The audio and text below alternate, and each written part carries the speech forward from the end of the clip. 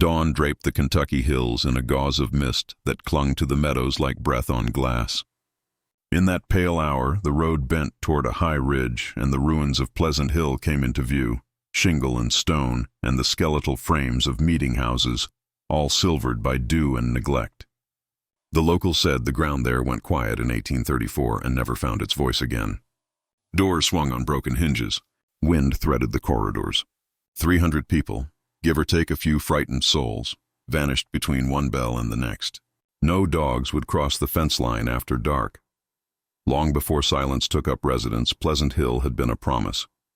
In 1807, the Second Great Awakening rolled across the bluegrass like summer thunder, and men and women with hearts scoured by grief and hope poured into the new community with its simple rules.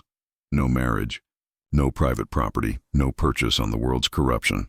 They gave away farms and shop ledgers and lace saved for daughters. They took up plain dress and shared tables and work sung in unison. The meeting house smelled of fresh pine, the gardens of damp earth and mint. From the road, the place looked like devotion made visible. At the center of it stood the Richardson family, their roots buried deep and their branches spread wide. Elder Samuel, tall as a door frame, gray eyes bright with purpose, spoke as if God were a word he had learned to braid into every sentence. He claimed the old line, instruction flowing from Mother Ann Lee's hands into his own. His wife, Martha, laid a public vow of celibacy before the congregation and kept a private key to Samuel's expanded room. She possessed an uncanny gift for reading the tremor in a voice, the hesitation at a threshold, the way a person folded their hands. Under that soft smile, her mind ticked like a metronome. Their children and kin took posts as if they'd been born to them. Ezekiel ran the fields until corn rose in perfect ranks and the ledgers fattened. Caleb walked the paths at night and learned the music of closed doors and overheard whispers. Rebecca guided women and newcomers into the fold with attention that felt like mercy and worked like a vice. Patience wrote a hand that could become anybody's hand after an evening's study. Jeremiah turned maple and cherry into furniture so honest and spare that strangers ran their fingers along the rails just to feel steadier. Isaiah carried packets of seed and news up and down the river valleys, always welcome in a farm kitchen, always gone at the right time. Martha's sister governed the kitchens, and in her quiet study of herbs lay the difference between sleep and death, obedience and collapse. Above them all, tiny and revered, sat Mother Sarah, the elder's mother, frail as a reed in public and iron in private, a strategist wrapped in shawls. Work began at first light. Caleb's bell called them from narrow beds at 4:30, and the day marched in ordered steps. Breakfast laid out to the inch. Chores assigned to thwart any long private conversation. Craft benches in rows. Seed cooled in bins. Hymns singing in the evening while Samuel's voice rose and fell and carried souls toward a sky that always seemed reachable in those moments. Questions washed out of people in waves, confessed and forgiven, collected and catalogued. Nothing moved in Pleasant Hill without brushing the hem of a Richardson. For 5 years the place held. Then, in February of 1812, the cold shot through the floorboards and Brother Thomas stood. He had come a widower with a merchant's instincts and the hollow certainty that the world had taken everything that mattered. He gave his store, his house, his accounts. He learned to hoe a straight line and to sing in unison.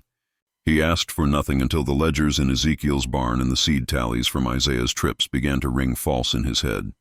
Numbers had their own morality, Thomas believed, and these had started to lie.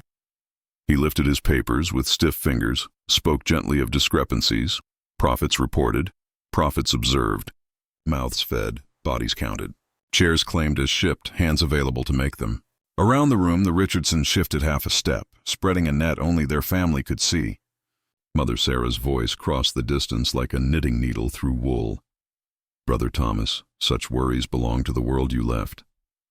Samuel nodded, full of fatherly sorrow, and asked Sister Hannah to brew chamomile.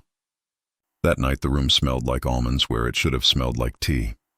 By morning Thomas's lips were blue, and Rebecca, weeping, wiped the white from the corners of his mouth before anyone else saw. Caleb gathered Thomas's papers and burned them in the communal hearth as Samuel prayed for deliverance from worldly doubts. By the following Sabbath, Thomas's name had the thinness of smoke.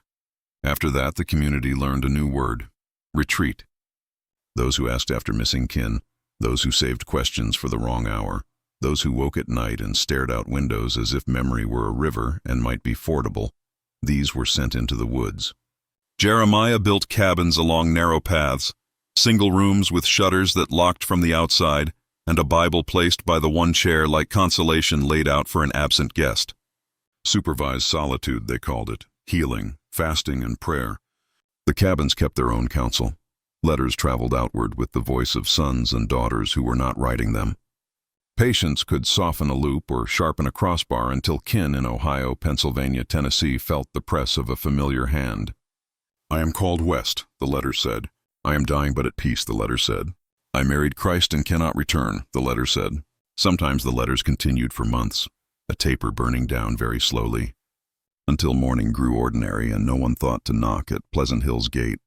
Wagons rolled in and out, loaded with seed and chairs and barrels that sounded the way barrels should, unless you knew how they had been built. Isaiah's roots traced long ovals across 3 states. His punctuality was a shield. When a name had to be removed from the roll more permanently, the road reached out its arms. There were farms that welcomed him on storm nights and fields whose soil took secrets well. The map of those places lived under the floorboards of Jeremiah's shop, inked neat as stitchwork. Years passed. The place prospered. Harvests glowed. Visitors wrote admiring accounts. The Richardsons learned the exact pitch of mercy that could carry a command and be mistaken for a blessing. Some were sold rather than buried. The young and strong went out under forged contracts as servants, and the money that came back to Pleasant Hill outshone anything Ezekiel could grow. Those chosen for the market wore their obedience like new coats. Those who could not learn the lesson disappeared between evening prayer and morning bell. In late 1833, a man arrived who carried the real rulebook inside him. Elder Joseph Meckham had spent 4 decades among authentic Shaker communities. He asked for what no visitor had asked: 5 years of records, membership rolls reconciled with fields and kitchens, private interviews pulled from a hat and conducted behind a closed door a Richardson did not stand beside. Samuel smiled the way he always had and proposed accommodations. Meckham smiled back and declined. They tried storms that had damaged a records room no wind had touched. They offered interviewees so devout they seemed sculpted. Meckham asked to draw lots, to walk alone, to read the ground with his own eyes. In the meeting house he lifted a page from the burial register and traced his finger along dates that would not add up. In the cemetery he stopped before a stone and murmured, "This man writes letters a year after he is supposed to be under my feet." The soil told him more than the stones. Depressions where no markers stood, vegetation that kept a different calendar, the kind of settling earth makes when it has been disturbed too often to remember its original shape. That night, carrying a lantern cupped in his palm, he walked the rows again. Sister Mary watched from a dormitory window, the same Mary who had once scrubbed Brother Thomas's floor and learned the smell of bitter almonds by heart. She came across the frost with the sad courage of someone who had kept a secret so long it had become another organ. In whispers between stones she loosened the valley's tongue. She told him about the cabins, the teas, the night wagons, the forged farewells, the market for bodies that still breathed. She told him the elder they called Samuel was not the same man who had founded the place, that the first had been gentle and poor at arithmetic and dead by 1808.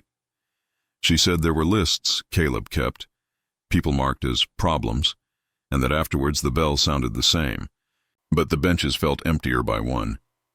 Meckham counted the living against the ledgers in the ground. Dawn carried a decision in its cold light. Stay and vanish into the same earth, or leave and risk the slaughter of those who remained.